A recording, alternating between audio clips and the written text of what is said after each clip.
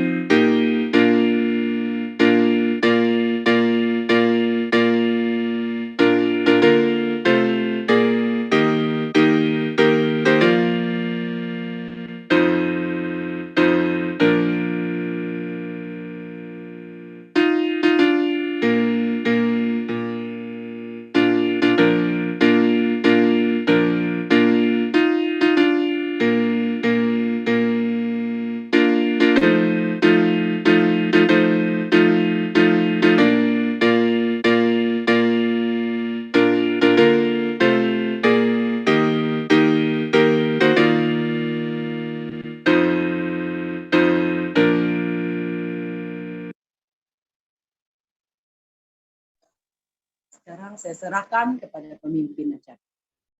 Oke, senang tertuang kumadati tensanan. Oke juga boleh dengar sound juga, Pastor. Boleh. Oke, sampai yang bagus. Dengan aku memoros senang hari Sabat. Siang nih di tempat saya sekarang nih, Pastor. Di sini kampung di sekarang.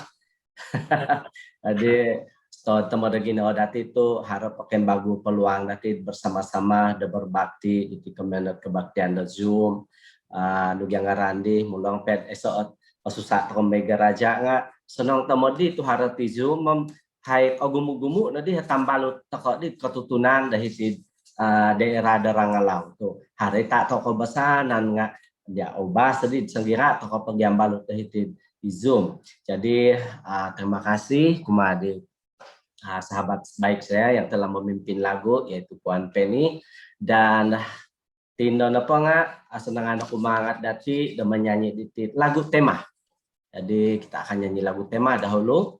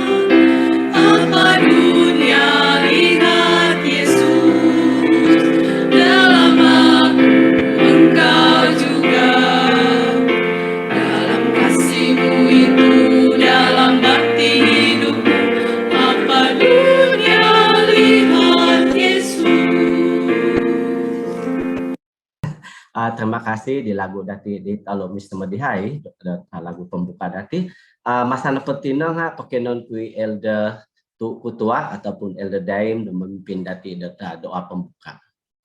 Lo tintapon. Dipersilakan. Apa dia punya nama? Tintapon. Gereja Tintapon. Oke, Ya. sudah. Oke, senang sahabat. Sahabat. Baiklah. Oke, senang sahabat. Sahabat. Selamat. Yang diganti di Eldo Daim. Oke. Harpa pendekat hinasiatin, Mbak. Jadi, kada tak kesumbai pimpin aku salam doa. Pinaringan, penorong kerjaan surga, konsekio kemaga Tuhan. Salam piramutan hai di sahabat olumisit Tuhan. Biarno tayo serane sudah puniti mandu berkati Tuhan. Terlebih acara dite melalui piramutan himaya internet biarno berkati ti seluruhnya tisa dahai salam kinango pinangahan dari pembicara dat pastor tino Tuhan. Konsika Tuhan berkati kelembus dosa kesalahan dan ampunai di ngaran tarak do ina kajari del juru selamat itu sana. Amin. Oke, terima kasih Elder Bob yang memimpin doa pembuka. Jadi tindakan apa nggak hai lagu istimewa napa nga keluarga dahabay no. Susah no minanimong tuhilo Pulau Pinang tenak dahed dua nga numbalan kasi dahed memeset nunyari lagu dalam bentuk video. Jadi peserok kupetit lagu istimewa dahay.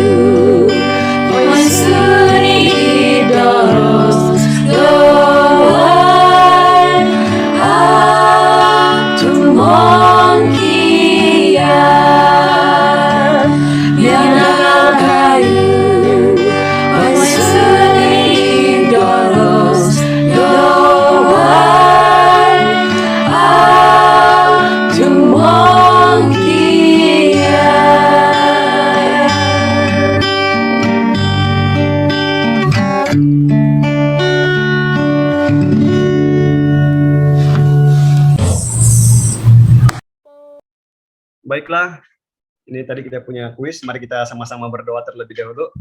Dan saya pimpin kita dalam doa. Mari kita berdoa. Tuhan Bapa kami di sorga, terima kasih pada malam hari ini. Kami boleh bersama-sama lagi untuk mendengar firman Tuhan.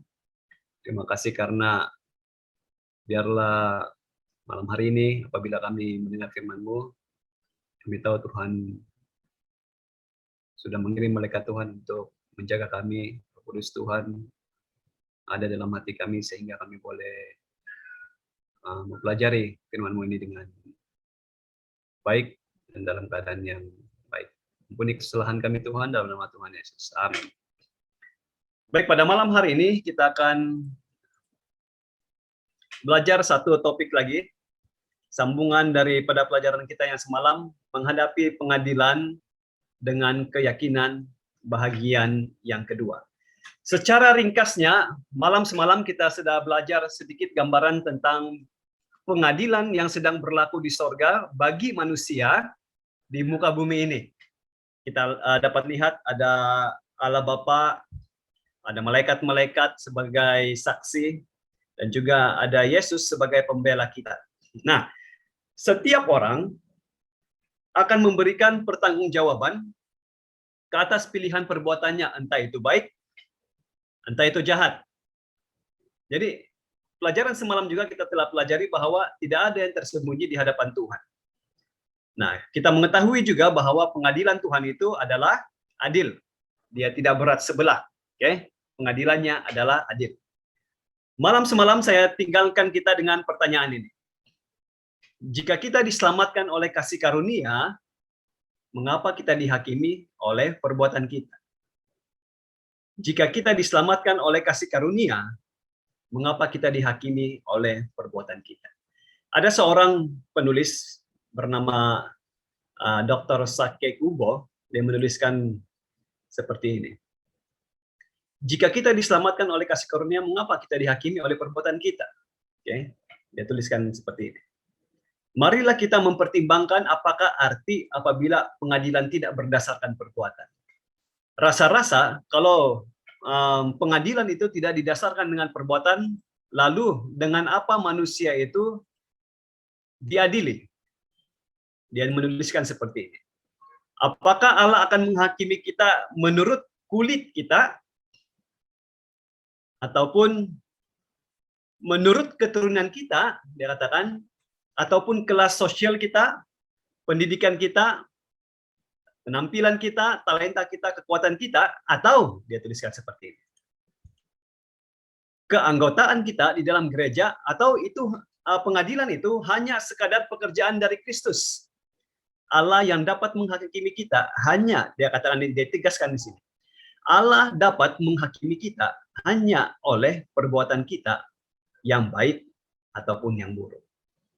Nah, melalui tulisan daripada Dr. Sake Kubo ini, dia menjelaskan bahwa kita diadili bukan karena kulit kita ataupun keturunan kita dan segala sesuatu, tapi oleh karena apa? Perbuatan kita. Nah, pelajaran semalam kita juga telah melihat beberapa ayat Alkitab yang telah diberikan bahwa pikiran, perkataan kita, juga perbuatan kita, semuanya itu akan dibawa ke pengadilan. Nah, kalau kita lihat slide ini, kita dapati melalui cerita orang Samaria yang baik hati, ini adalah hasil yang spontan dari hati yang penuh kasih. Di mana kita ketahui bahwa orang Samaria yang baik hati ini bukanlah salah satu daripada kaum orang-orang Yahudi. Mereka ini adalah orang-orang yang diasingkan, ataupun bukan diasingkan, disingkirkan dari orang-orang Yahudi. Berbicara dengan mereka pun tidak boleh. Karena apa? Mereka memiliki keyakinan yang berbeda dari orang-orang Yahudi. Tapi melalui cerita di dalam Alkitab, orang Samaria ini, Yesus mengatakan bahwa dialah orang yang memperlihatkan bagaimana sebenarnya kehidupan orang mengasihi sesama kita. Oke. Ini bermaksud juga bahwa dia kasih lihat bagaimana hubungan, maksudnya di sini adalah seharusnya apabila kita mengatakan kita mengasihi Tuhan, kita menjalankan hubungan yang erat dengan Tuhan, kita harus melakukan sama seperti apa yang dilakukan oleh orang Samaria. Salomo mengatakan seperti ini dalam Pengkhotbah 12 ayat 13. Akhir kata dari segala yang didengar ialah takutlah akan Allah dan berpeganglah pada perintah-perintahnya, karena ini adalah kewajiban semua orang. Dia teruskan tulisan ini. Karena Allah akan membawa setiap perbuatan ke pengadilan. Seringkali ayat Alkitab ini diambil dari pelajaran kita semalam dan juga pelajaran kita pada malam hari ini. Dia katakan apa? Allah akan membawa setiap perbuatan kita ke pengadilan.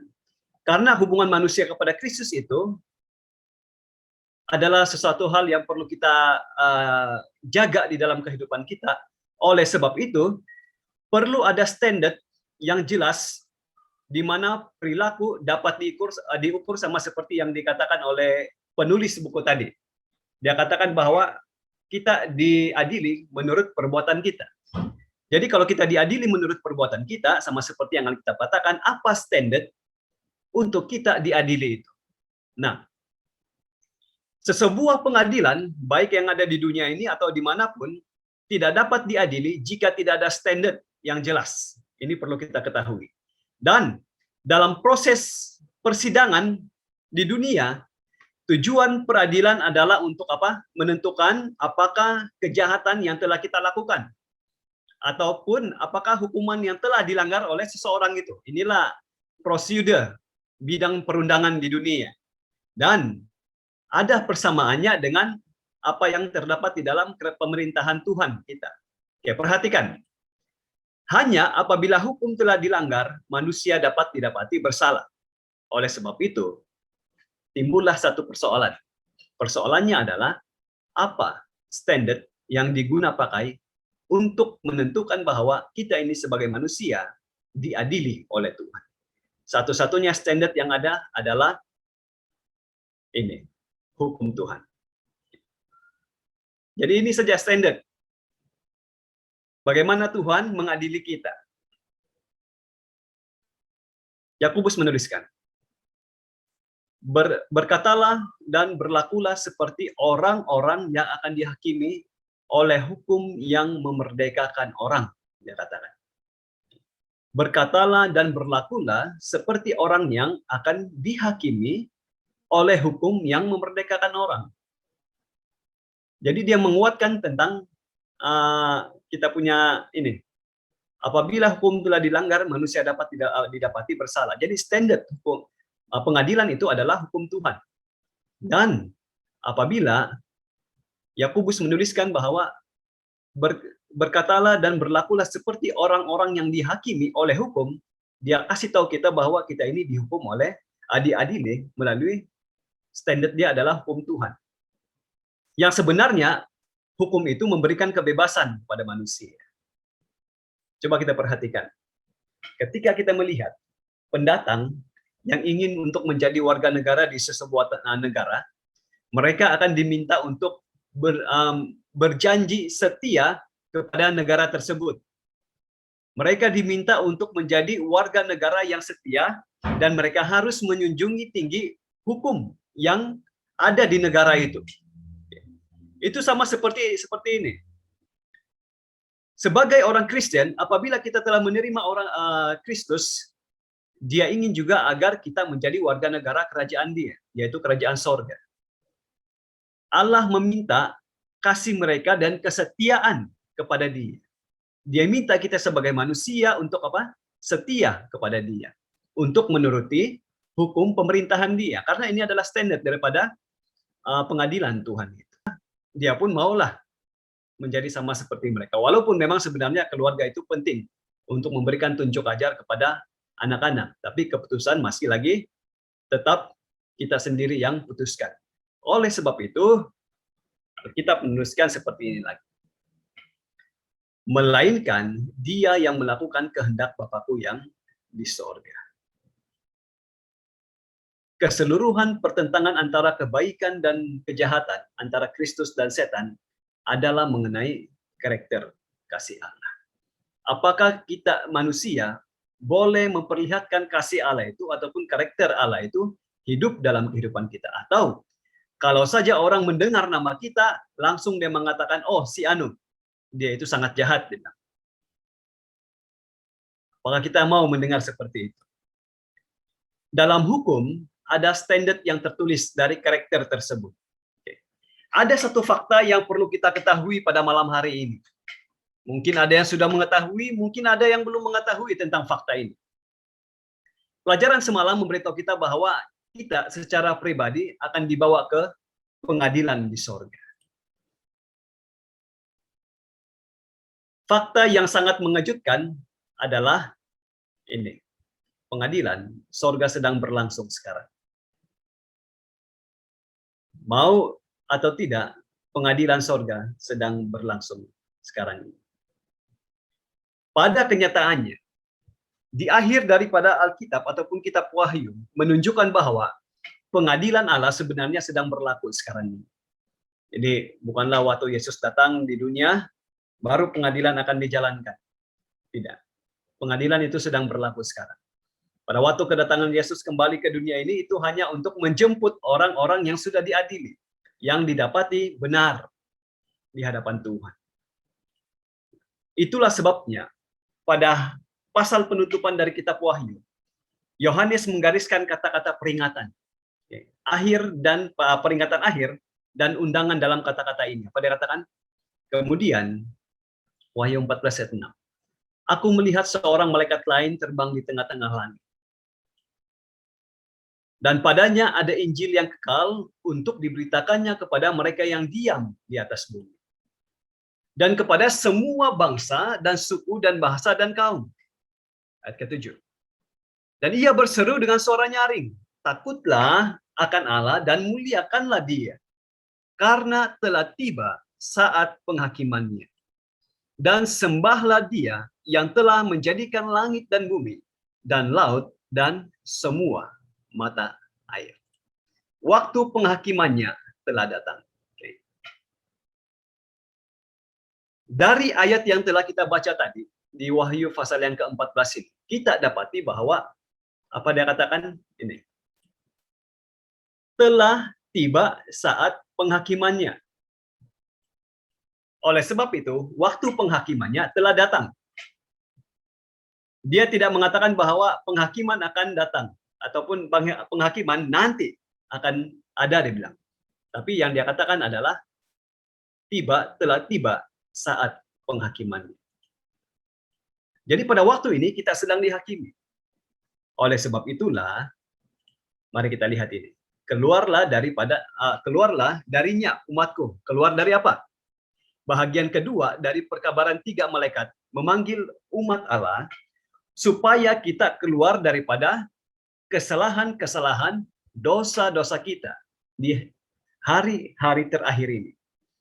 Bahagian terakhir dari perkabaran kepada dunia ini, daripada perkabaran 3 malaikat, menginginkan agar umat-umat Allah waspada terhadap penyembahan kuasa binatang di Wahyu 13. Jikalau seorang menyembah binatang dan patung itu dan menerima tanda pada dahinya atau pada tangannya, maka ia akan minum dari murka Allah. Sekarang kita perhatikan di ayat yang ke-14 dan yang ke-15. Oke? Dari perkabaran 3 malaikat ini. Kemudian aku melihat sesungguhnya ada suatu awan putih dan di atas awan itu duduk seorang seperti anak manusia. Dengan sebuah mahkota emas di atas kepalanya dan sebilah sabit tajam di tangannya. Ke-15. Maka keluarlah seorang malaikat lain dari bait suci dan ia berseru dengan suara nyaring kepadanya dia yang duduk di atas awan itu. Apa dia katakan? Ayunkanlah sabitmu itu dan tuailah, karena sudah tiba saatnya untuk menuai. Sebab apa? Tuaian di bumi sudah masak. Telah tiba saatnya untuk menuai. Sebab tuaian di bumi sudah masak. Apakah penuaian di bumi? Okay. Ini adalah akhir dari ataupun penuaian di bumi itu boleh kita definisikan sebagai akhir daripada dunia ini. Jadi penuaian itu disamakan dengan kedatangan Kristus kembali ke dunia ini. Apa yang akan terjadi ataupun apa yang terjadi sebelum kedatangan Yesus kembali ke dunia ini? Apa yang terjadi? Pengadilan. Sebelum Yesus datang ke dunia ini kembali, dia akan mengadili dulu dunia ini. Oleh yang seperti saya katakan tadi, kedatangannya itu hanya untuk menjemput orang yang benar. Jadi pengadilannya bukan nanti dia datang baru diadili, tidak. Dia sedang mengadili kita sekarang ini. Jadi pengadilannya menyatakan siapa yang siap pada kedatangan dia. Kita harus menelusuri subjek ini dengan lebih dalam lagi. Mungkin Anda ingin mengetahui bila pengadilan ini dimulai? Ada yang sudah tahu tentang hal ini? Saya katakan pengadilan ataupun Alkitab mengatakan pengadilan itu sedang dimulai sekarang. Pertanyaannya adalah bila pengadilan itu dimulai? Bila dia dimulai?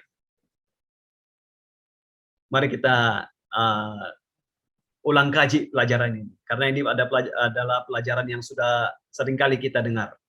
Okay? Dan mungkin ada yang baru mengetahui tentang hal ini. Kuncinya ditemukan di dalam nubuatan yang sangat luar biasa di dalam buku Daniel. Apa yang dituliskan di dalam buku Daniel? Mari kita lihat. Dan di 8 ayat 14.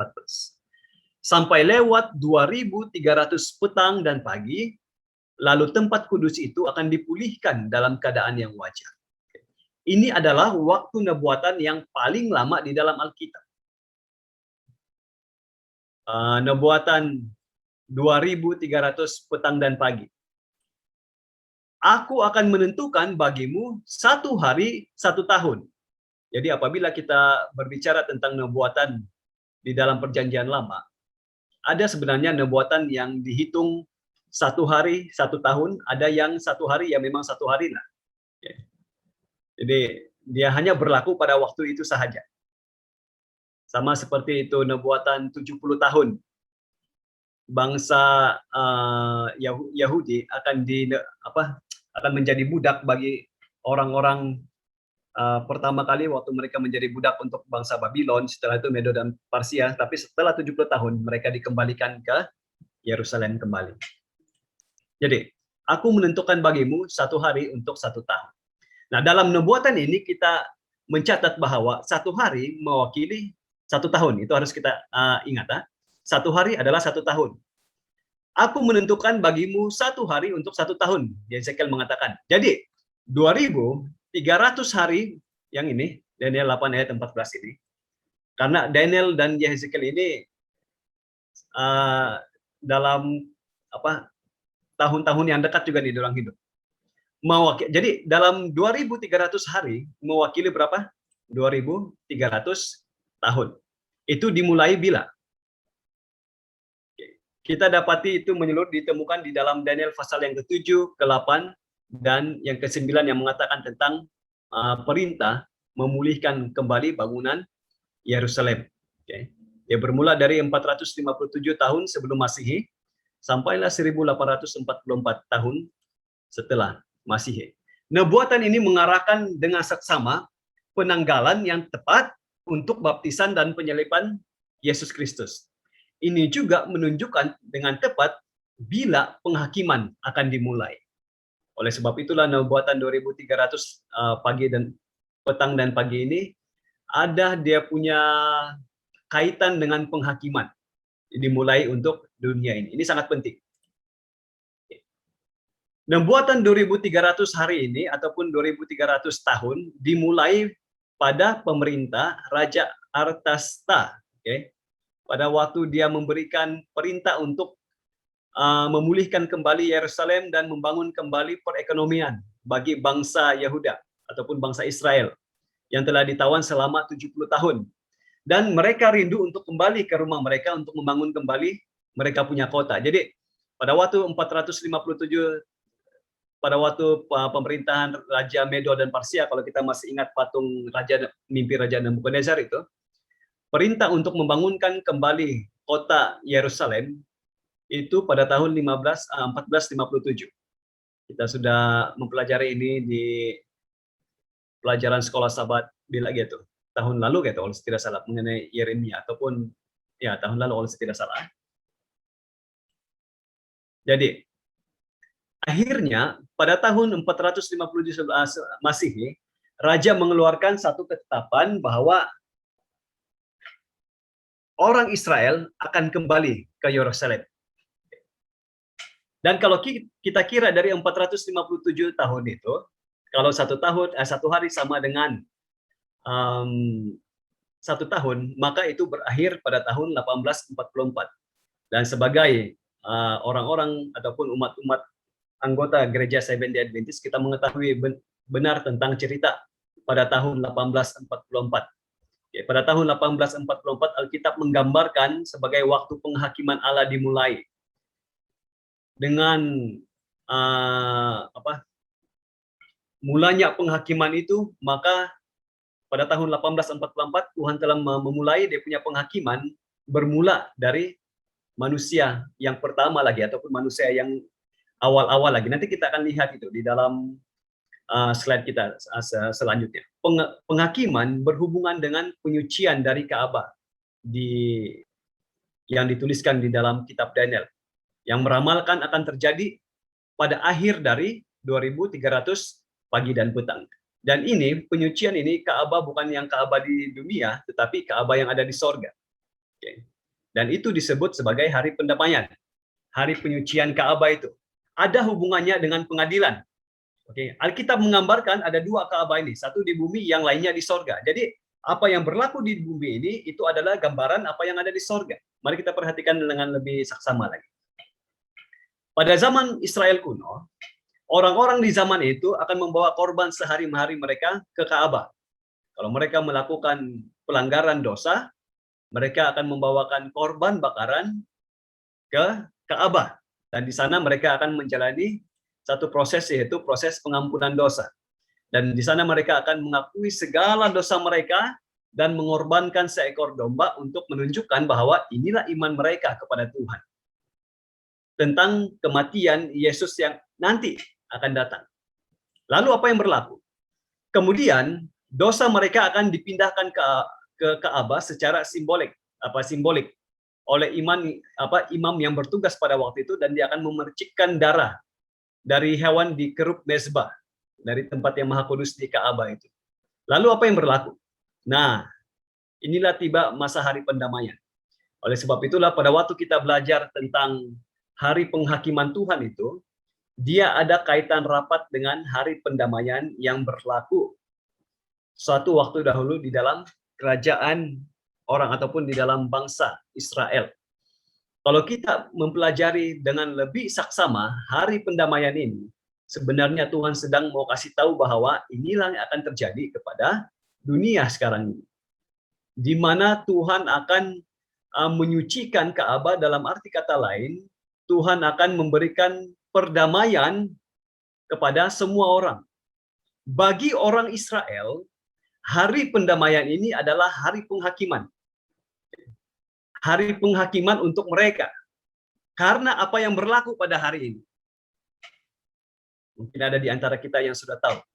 Apa saja hal yang berlaku pada hari pendamaian yang terdapat di dalam Imamat pasal yang ke-16.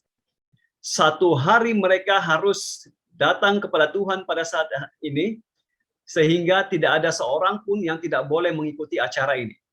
Kalau ada didapati orang yang tidak mengikuti acara hari pendamaian ini, maka dia harus dihukum mati. Jadi sangat penting hari pendamaian karena dia ada kaitannya dengan penghakiman. Seperti mana hari pendamaian itu? Ataupun seperti mana hari penghakiman itu? Jangan lupa saudara-saudari yang dikasih Tuhan, kalau mau tahu seperti mana hari pendamaian ataupun hari penghakiman itu, besok kita jumpa lagi. Oke. Jadi pelajaran pada malam hari ini secara singkat memberitahu kita bahwa hari penghakiman itu sudah dimulai. Bagaimana kita tahu ia sudah dimulai? Dari kitab Daniel pasal 7, pasal 8, dan pasal yang ke-9. Dia katakan pada waktu Ka'bah itu akan dibangunkan kembali. Pada tahun 457 di zaman pemerintahan Raja Medo di Parsia. Mereka memulihkan kembali Ka'bah yang ada di Yerusalem, dan dihitunglah satu hari itu sama dengan 1 tahun. Dan kalau kita hitung, dia berakhir di tahun 1844. Yang lebih kita kenali sebagai kekecewaan besar yang terjadi bagi orang-orang Kristen, kekecewaan dari segi rohani mereka, karena pada waktu itu mereka beranggapan bahwa Yesus akan datang ke dunia ini. Tetapi sebaliknya yang berlaku, Tuhan masuk ke dalam Ka'bah yang maha suci. Sama seperti yang dilakukan oleh imam ini pada hari pendamaian, dia masuk ke Ka'bah yang maha suci untuk melakukan tanggung jawab dia pada waktu itu. Apa tanggung jawab yang dia lakukan? Jangan lupa, besok kita akan bertemu lagi dan kita akan menjawab pertanyaan ini. Jadi sampai di sini saja pelajaran kita pada malam hari ini. Mari kita semua berdoa dan saya akan pimpin kita di dalam doa. Ya Tuhan kami di sorga, terima kasih pada malam hari ini kami sudah belajar sedikit lagi tentang firman-Mu, bagaimana kami sebagai orang-orang yang percaya akan Tuhan harus dengan yakin menghadapi pengadilan yang sedang terjadi pada masa ini. Karena kami tahu bahwa Tuhan mengadili dengan adil, oleh sebab itu kami juga harus memperlihatkan kehidupan kami setia kepada Tuhan dan selalu mengikuti standar hukum Tuhan supaya kami selalu melakukan yang benar di hadapan Tuhan. Terima kasih Tuhan karena melalui pelajaran pada malam hari ini mengingatkan kami kembali supaya kami harus berhati-hati dalam tindakan kami, perkataan kami, bukan karena supaya kami diselamatkan, tapi karena ini adalah respon kami terhadap cinta kasih Tuhan buat masing-masing kami. Biarlah kami secara individu melihat akan pengadilan Tuhan ini bukan sesuatu hal yang menakutkan, tetapi sesuatu hal yang memberikan kami pengharapan tentang keselamatan yang Tuhan berikan buat masing-masing pribadi kami. Terima kasih Tuhan, karena besok kami akan bertemu lagi di dalam ruangan maya ini. Besok pagi, terima kasih karena kami pada malam hari ini boleh beristirahat dengan baik, dapat memulihkan tenaga kami kembali, sehingga besok kami boleh bangun dan melayani Tuhan lagi. Inilah doa kami Tuhan, kami sudah berdoa dalam nama Tuhan Yesus. Amin.